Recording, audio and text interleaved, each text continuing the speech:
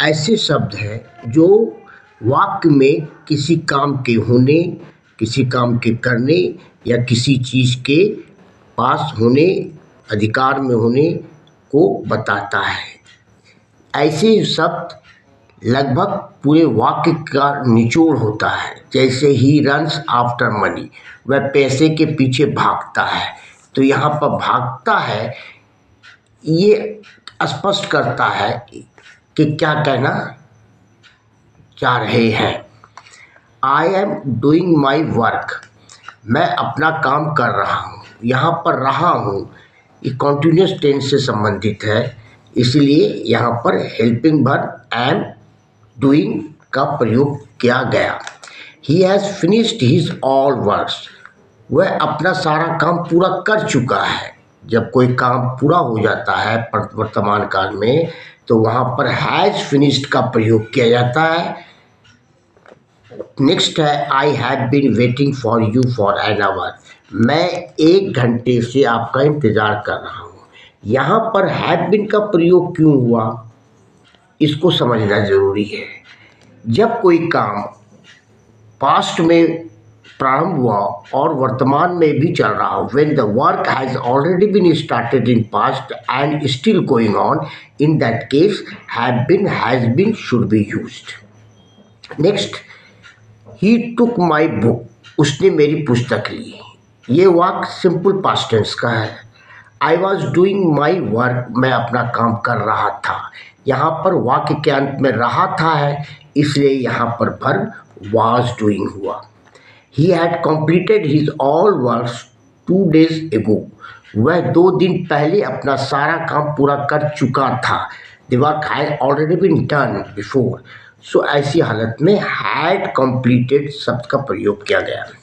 Mohan had been teaching for last 10 years, Mohan गत 10 वर्षों से पढ़ा रहा था, यानी पढ़ाने का कार्य 10 साल पहले से प्रारंभ हुआ और अभी भी चल रहा है।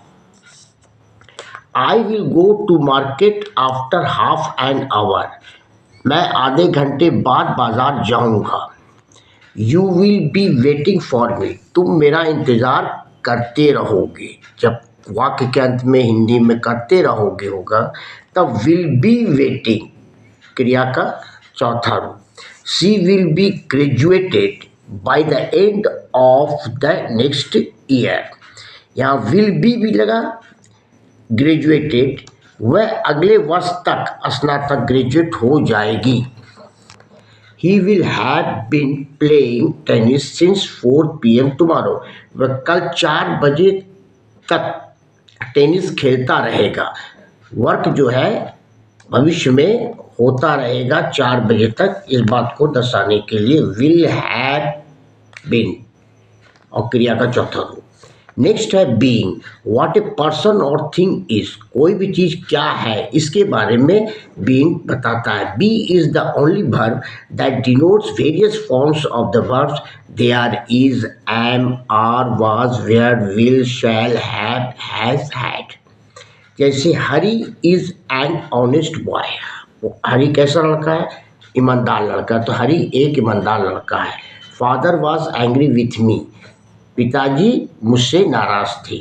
नेक्स्ट है पॉसेसिंग, व्हाट ए पर्सन और थिंग हैज़, किसी व्यक्ति के पास या किसी चीज़ में क्या है, इस बात को बताने के लिए हम पॉसेसिंग शब्द का प्रयोग करते हैं, जिसमें कि have shows possessing, have, has, had, will have, shall have or its various form, इसके अनेक रूप हैं।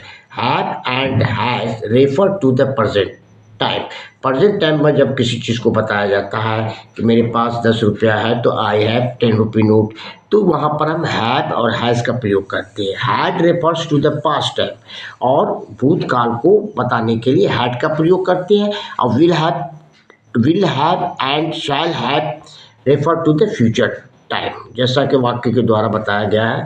अ कार हैज़ 4 व्हील्स, कार में 4 चक्का होता है। आई हैव ए कॉ, मुझे या मेरे पास एक गाय है। Sohan had a car last year, गत वर्ष सोहन के पास एक कार थी। Please subscribe and like. Thank you.